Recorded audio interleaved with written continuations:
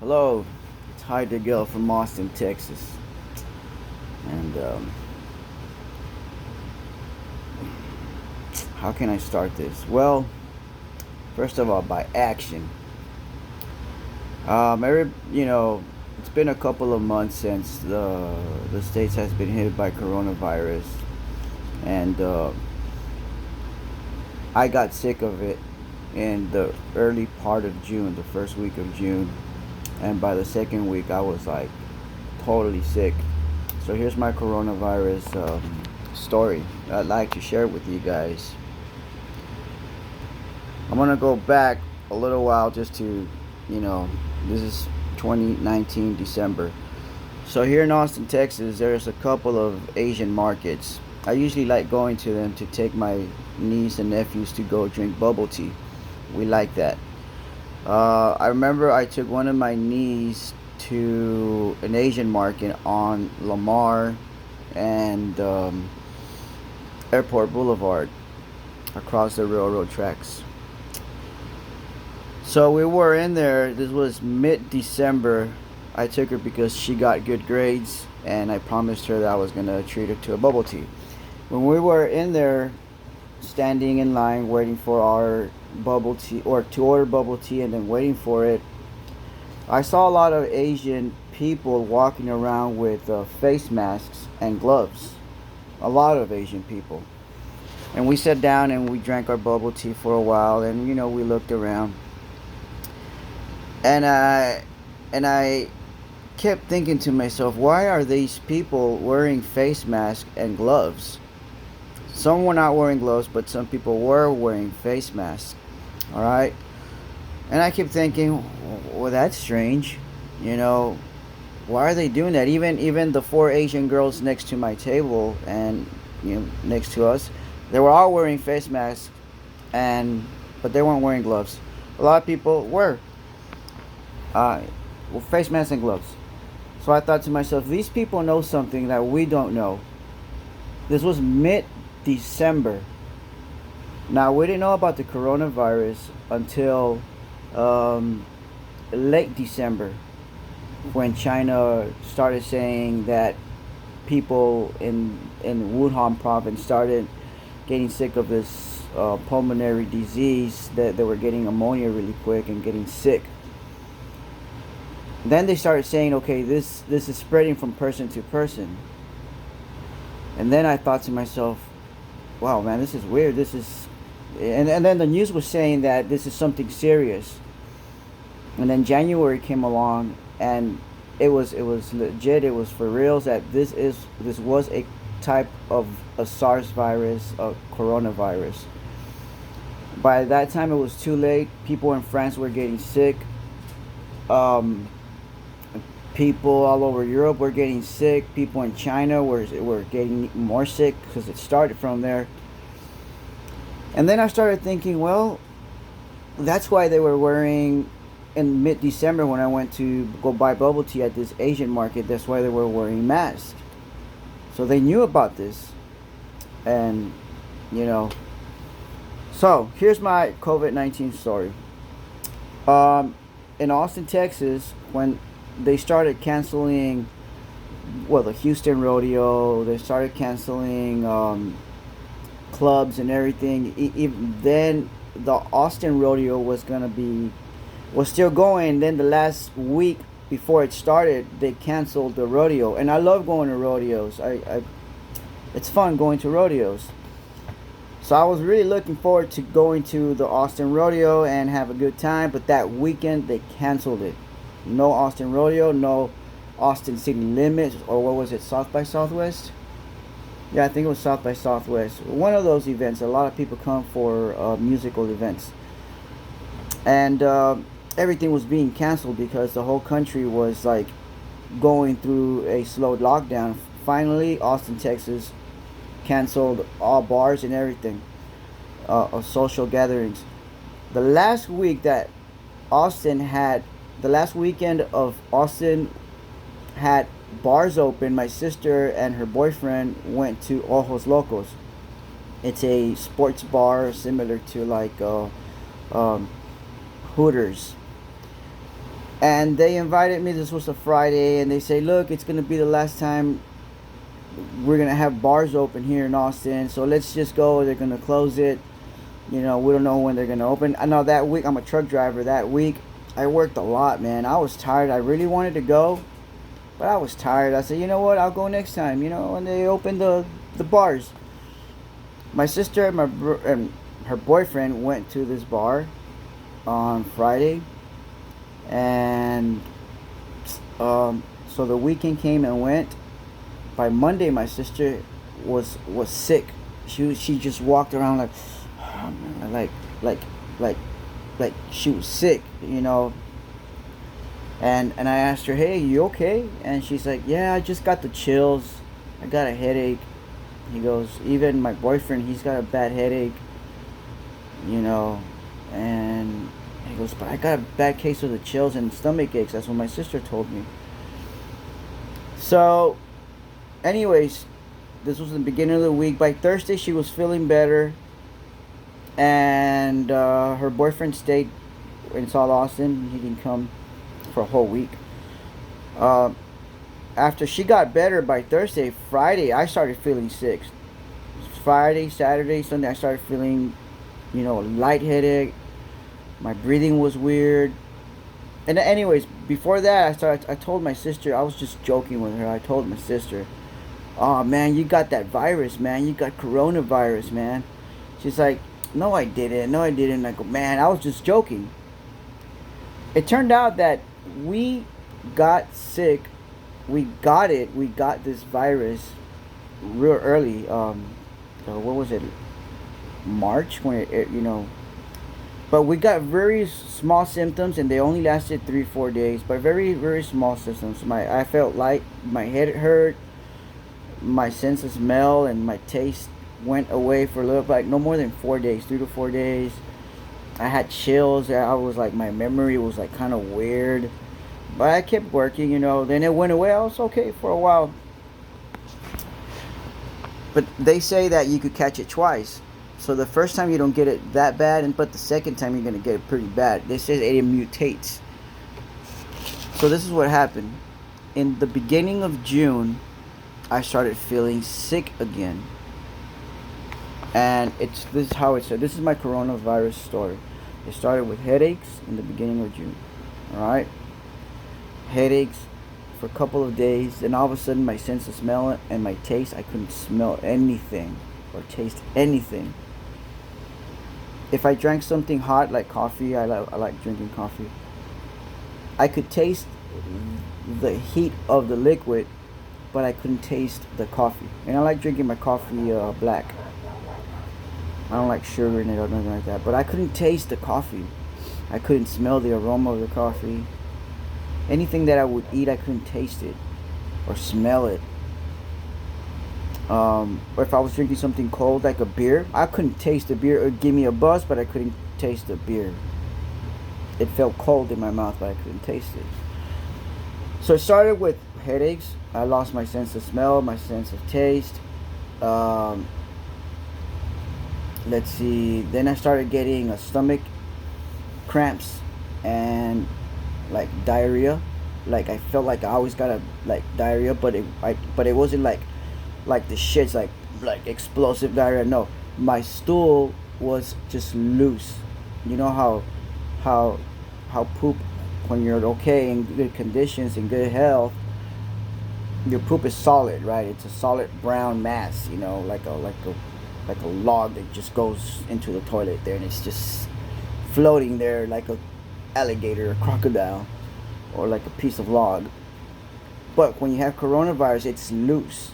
It's not solid, but it's loose, and you get cramps.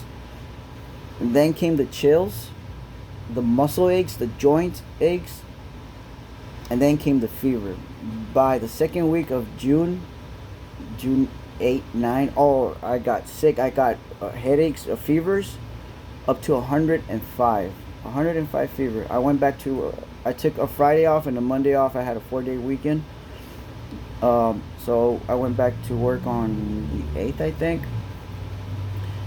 on Tuesday, and I had this fever, and I did not have a thermometer but they had a thermometer at work. So I took my temperature. It was 105, man. 105. I was my coworkers, the receivers, were like, "Man, you okay, man? You look sick." I go, "I am, man. I don't know what's wrong with me, man." They go, and we're supposed to take our temperature, and it was high. They say, "Man, you got a bad high fever," and I go, "Yes, I do, man." I go, I just don't feel right. I know something's wrong with me." So they called the manager, and she said, "You know what? Send them home. Tell them to go see a doctor. Send them home. He cannot stay any longer." So we called another salesperson where I work. Anyways, he's my backup driver, so he took over my route. On Tuesday morning, I went to Austin Regional Clinic and I set up an appointment.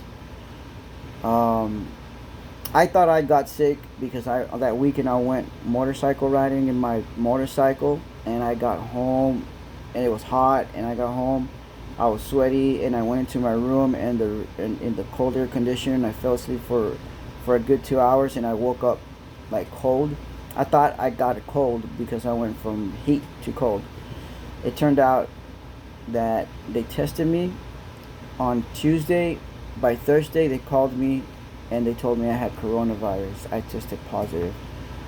So I called my job, and I told them, "Look, it came out positive." So they told me, "Well, stay at home 14 days, whatever, and this and that." I quarantined. I quarantined myself, and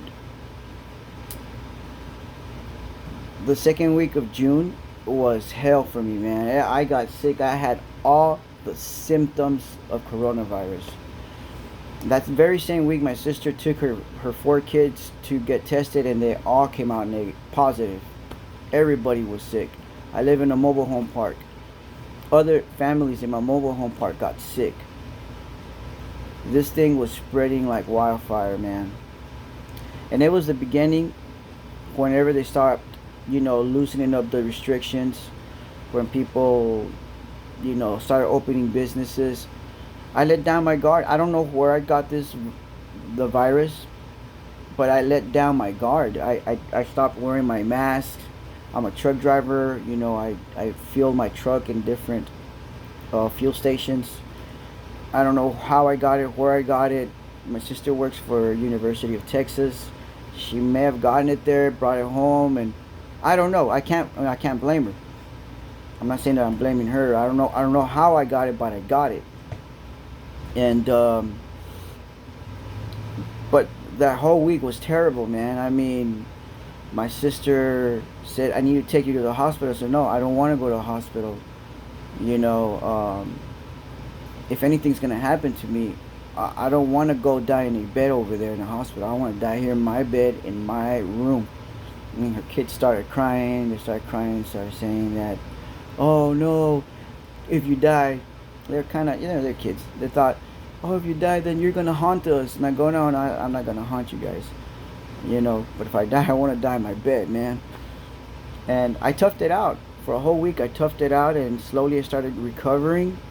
And my mom's from Tennessee sent me all these like herbal medicines and stuff, and my dad was checking on me, just telling me just to hang in there. And I got that 2 weeks of COVID pay that the government gives you, and then I was out for almost a whole month. I used some of my vacation days.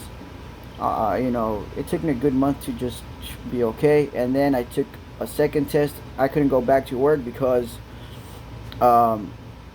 until I had a negative result, and I sure did. I got a negative result. It wasn't in me anymore. So my job makes sure that I get all the information that they need so they can allow me to go back to work.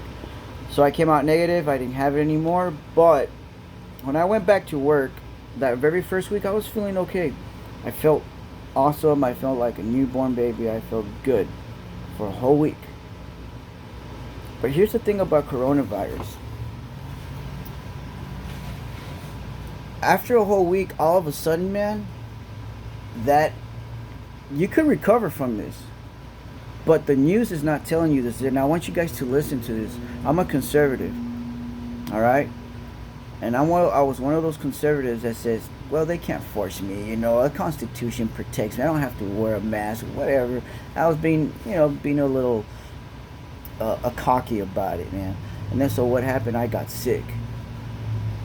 If I would have just stuck wearing my mask, I don't think I would have gotten sick. So what happened was, after a week, I went back to work. I was feeling fine. Then all of a sudden, I started getting sick, but not of the coronavirus. Of what happens after you get coronavirus. I started at night. I couldn't sleep. I would have nightmares. At night, I would wake up. I would be asleep, and I would have hypnic jerks. I would have night tremors or sleeping tremors. All of a sudden, I don't know if you ever seen your dog sleep, a peaceful dog sleep, and all of a sudden they like shake or they move. You know, I would get that. You know, I couldn't sleep. I would wake up scared. My heart would beat weird. I would wake up in a panic. And my heart would be just like, either if it was going too slow or too fast. My hands would get sweaty. My feet would get sweaty. I would start sweating. I would check my temperature because I did buy a thermometer afterwards. My temperature was normal. I called once. I called the ambulance. The ambulance came over here. They checked on me. They said my oxygen was good. Everything was good. They said, do you want to go to the hospital? And I go, no. I'm glad you guys came. I was having a panic attack. I told them that I was sick of COVID-19. What's up, Tito? Nothing. Oh. And so they said, okay, well, in case of anything, give us a call. You know, I thought I was having a heart attack, man. I kept having heart complications. You know, that was the first incident. The second incident, on a Tuesday, around 9:45, I told my sister, you need to take me to the hospital. Something's wrong with me. I started having panic attacks. I couldn't sleep. I tried to sleep. I would wake up because of the hypnic jerks of these night tremors. And I go, I think I'm having a stroke. I think something is wrong with me. Please take me. So she took me to Seton Hospital, and she dropped me off. I was there, and I didn't come out till like 1:30 in the morning. What's up, man? Do what you gotta do. So she took me to the hospital. She dropped me off, and go ahead, dude. And share that with your brother, man. Okay. And I didn't come out till like 1:30, I think, in the morning, and I called her. She picked me up. But I was in the hospital, and I explained to them everything what was going on. And they took an X-ray of my chest, and they put me in that thing, in that big giant thing that looks like a donut, and they scan your body. They had to inject me with some. They drew my blood and stuff. They took a couple of blood samples, and they injected me with something that goes in my vein, and it was weird, you know. It's a weird sensation. And they put me in there, and then the results came in, the X-rays came in, and everything, and they said you're okay. You know, I mean, well, you're okay compared to other people. He goes, the doctor said, compared to other people, you're actually okay. Your lungs don't look as bad, and your kidneys they're okay. They don't look that bad. And I was like, what? And you don't have any blood clots. We looked at your heart. We looked everywhere. You don't have blood clots. You're fine. You're having panic attacks, perhaps. He goes, you're not the only person who has gotten coronavirus and has recovered and has returned, having chest complications. They told me, we really don't have an answer. We really don't know what's going on since this is a new virus. So the only thing we could tell you is to go see your doctor as soon as possible. So I'm like, all right, cool, man. And I did calm myself after a while, and then when I was wrapping up, getting ready to go, the nurse told me, I told the nurse, am I gonna be okay? She goes, yeah, you're gonna be okay. She goes, just stay active. At night, sleep, but during the day, be active as much as you can. be active, and as soon as you wake up to the time you go to sleep, just stay active. I'm like, okay. She's like, look, with coronavirus, it's not. She tells me, look, coronavirus is not just a pulmonary virus that affects your virus. It affects your organs. It affects it affects your blood, and everywhere your blood goes, to your organs and to your head, it's gonna affect it. People are getting. She told me people are getting blood clots. Their blood is coagulating. Your blood was. She told me. She threw me some numbers that I didn't medical numbers, and she said your blood was. She goes. It was a little bit coagulating, but as long as you keep yourself running. I mean, just active during the day. Keep that blood flowing. You're gonna be all right because once your blood starts coagulating, there's less oxygen flowing even to your brain. So just stay active, but you have to see your doctor. You have to go see your doctor. You have a personal doctor, and I do have a personal doctor. She goes, go see this personal doctor. So this was on a Monday or Tuesday. Tuesday, Friday I had another panic attack at work. Man, almost every day I was having chest pains, and I'm a truck driver. I can't be driving with chest pains, man. Friday I just couldn't take it. I just, I toughed it out all day. Um, and I turned in my truck, my paperwork, everything, my route, everything. And I thought I was having a heart attack, man. I mean, I went straight to the doctor, called my sister, look, I'm going to the hospital. I'm going to check myself in. I'll let you know what's going on. She's like, are you okay? You need to pick you up? And I go, no, I'm going to the hospital. On my way home, something is wrong with me, man. So she goes, all right, just give me a call, see what's up. So I went to the hospital, and man, I was like, and I was drinking a bunch of water, man, a bunch of water. But before I went to the hospital, that morning before I went to the hospital, oh man, I had a bad panic attack. I had finished doing a drop off, and I started getting dizzy. My legs were getting weak. I was like, I called my manager. I told her, look, I'm feeling sick. I don't know what's wrong with me. She goes, all right, head on back. So before I went back to my warehouse, I drank a lot of water. I always carry water. I drank a lot of water. The water made me feel a little better, and just enough to get me to the warehouse. She tells me, what's wrong? And I go, I don't know. One guy that works in the warehouse is diabetic. He goes, are you diabetic, Felix? And I go, no, I'm not diabetic. Not that I know of. My dad isn't diabetic. My mom ain't diabetic. I've always been a healthy person. I haven't been riding BMX. I haven't been riding my BMX bikes. I haven't been going to the gym since the beginning of the lockdown. I had to try to eat healthy and stay healthy. Except like during work, I used to eat at a hot dog or pizza fast food restaurants, But at home, I try to stay healthy, and I try to have a healthy lifestyle.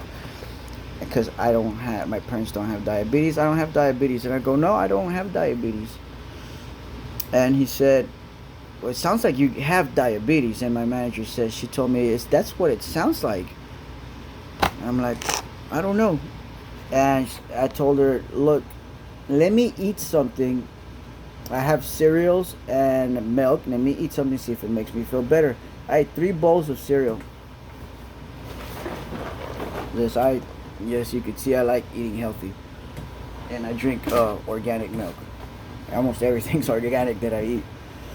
I ate 3 big bowls of cereal, and 5 minutes later, oh man, I started feeling good. But then that Friday, I started feeling sick again. So I went to the hospital. I drank a whole lot of water that day.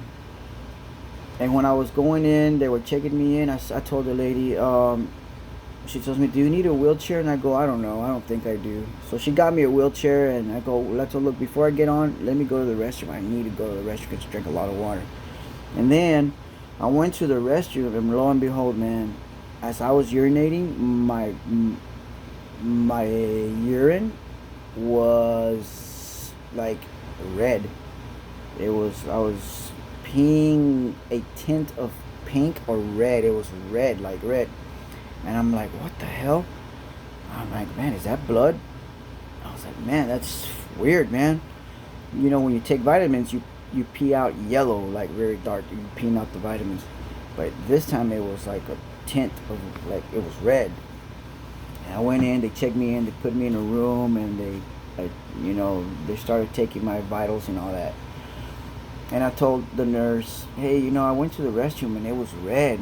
I was peeing red. She goes, really? And I go, yeah. I told them everything that was going on. They knew about my COVID symptoms. They took another X-ray of my chest, and long story short, they told me, you seem to be okay. But they told me, look, man, we don't know that much about the aftermath of COVID-19. We do know that it causes blood clots. We do know that it damages different organs. Besides that, you can't breathe.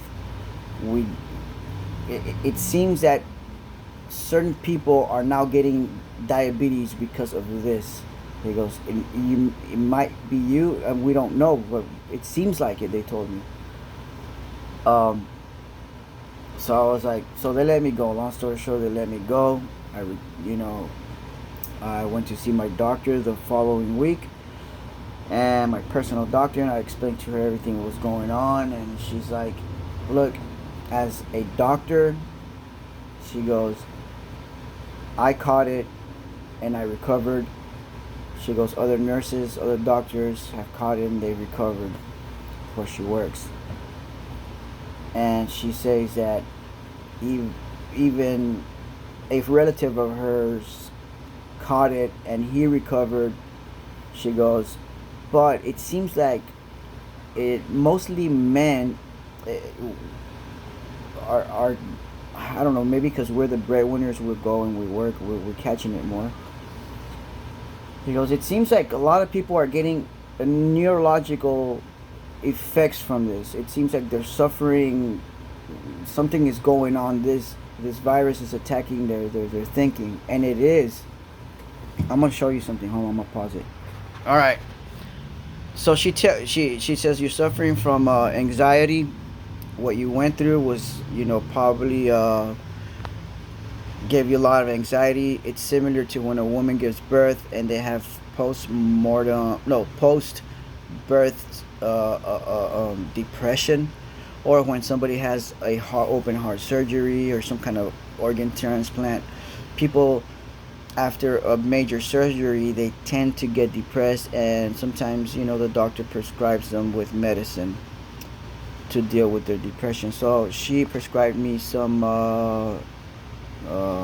anxiety pills. This one's called that, for my anxiety.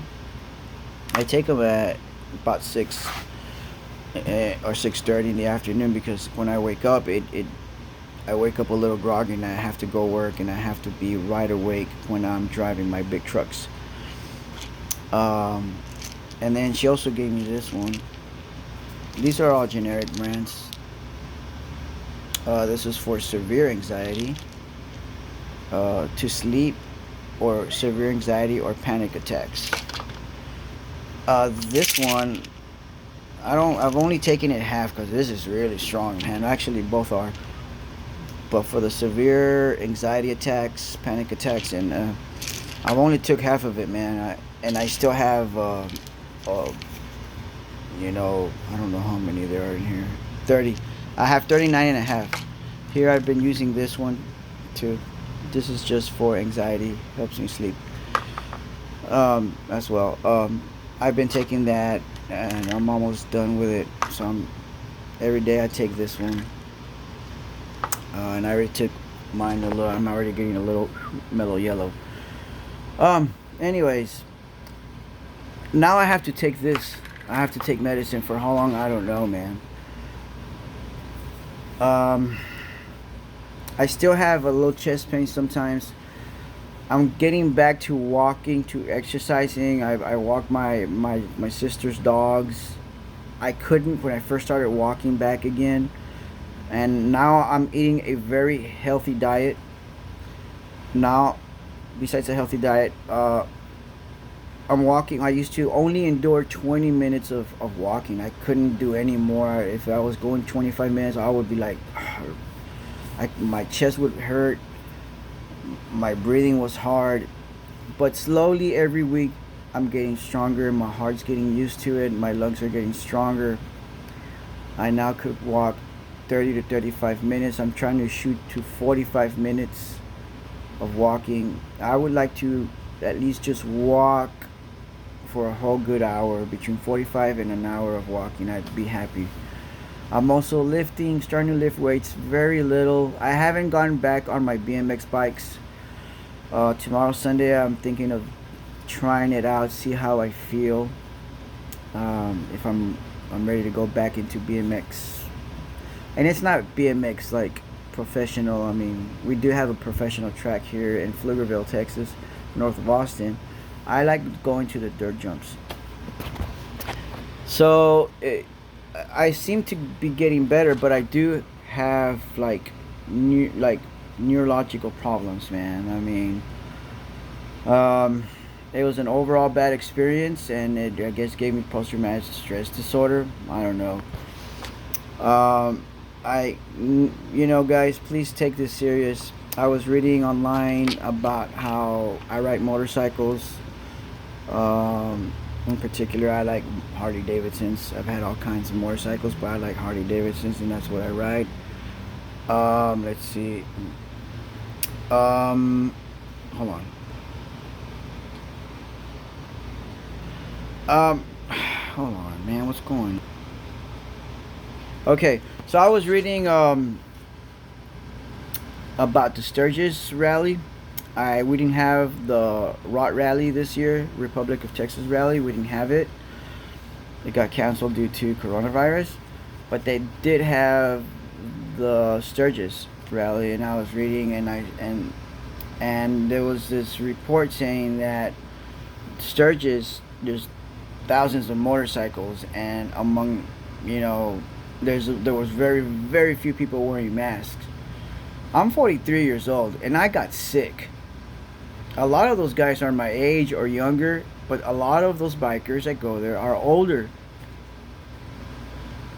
And man, if I barely survived it, you know, if I barely, I mean, I could just imagine if they do catch it over there, to the ones that are my age or older, and they have conditions like already, you know, diabetics, or they're already, something's wrong with them. I don't know if they could recover, man. What saved me was that I'm a healthy person. That in the past I've been, you know, exercising, running and biking and weightlifting. I think that's what saved me. I don't do drugs. I don't smoke. I drink very little, and as a matter of fact, I haven't drank since I started taking medicine. Yeah, people need to start taking this virus very serious, man. It, you're not less of a man if you're wearing a mask. I'm a conservative, you know, and I believe in the Constitution and everything, but seriously, man, take it from somebody that survived this. That I thought I was gonna die, man. You know, I thought I was a badass driving a motorcycle. I thought to myself, if I'm gonna die, I'm gonna die on my motorcycle, man, riding. And when I was sick of the coronavirus, I thought I was gonna die, man. And it shook me up. It shook my life up, man. I'm not a badass. A little virus almost took my life. You know, wear your mask, people. I don't care if you think, oh, I got the right not to wear it, you know. I'm a badass biker, you know, I don't have to wear it. The day that you catch the virus and you're not able to ride your motorcycle anymore, and you're gonna get buried 6 feet under, your wife is gonna sell that motorcycle, or your kids. I mean, I don't know. This is serious, man. Folks, take it serious. It's not a hoax. This is for real, man. Take this advice from someone that survived, man. Wear your mask. Take daily showers. Wash your hands. Don't argue with store clerk that, oh, I got the Constitution says that you can't make me wear a mask when I come shopping. The Constitution is not going to save you from this virus, man. You need to save yourself by wearing that mask. Don't think you're a badass. Oh, I've got the right to bear arms. Yeah, okay. But your gun is not going to save you from that virus, man. You're not going to shoot this virus away, man. You know, we don't know how long this communist virus is going to be around, man. Hopefully they find this a cure for it, a vaccine for it, and everything goes back to normal. Thank God I still have a job that, Monday to Friday I'm get paid good. I'm a truck driver. It's an essential job.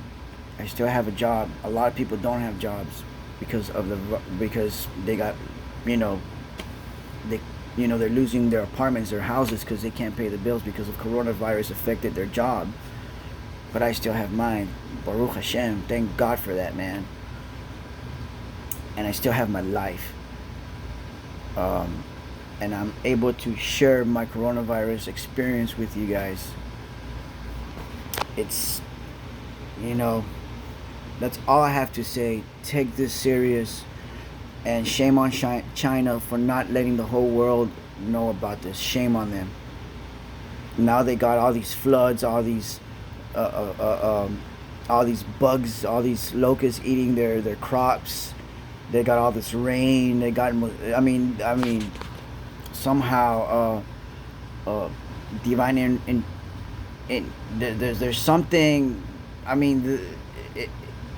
The communist China, not the people, but the people who run that China, caused this for many thousands of people and millions of people to get infected because of this, because of them. And now they're having all these rains and floods and the virus. They can't, and all these things, all these calamities are happening in China, man. There you go. It equals out, man. The people there, I feel sorry for them living under communism. And Chas Shalom, that I hope our country never goes to communism. Like I said, I'm a conservative. I've always been, ever since I was a little kid, since Reagan. I've been an admirer of Reagan, from Reagan to Donald Trump. We haven't had in recent years a good president since Reagan till Donald Trump came about.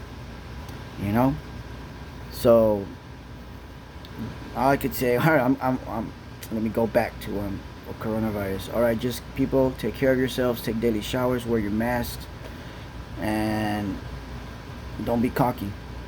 Because the Constitution is not going to save you. Your gun is not going to save you from this virus. That's all I got to say. The mask could prevent it. All right, take care of yourselves. That's my coronavirus video. I might make another video. I don't know. Maybe I haven't been doing videos, but I know it was lengthy, but I think it's worth listening to. All right. And y'all take care and have a good week. It's Saturday night, but have a good week. Stay safe. Wear your mask. Take daily showers. Constantly wash your hands. And my next video will probably be me living in my new apartment. I'm moving out of my sister's. I'm giving her this mobile home. All right, take care. See you next time. All right, cut.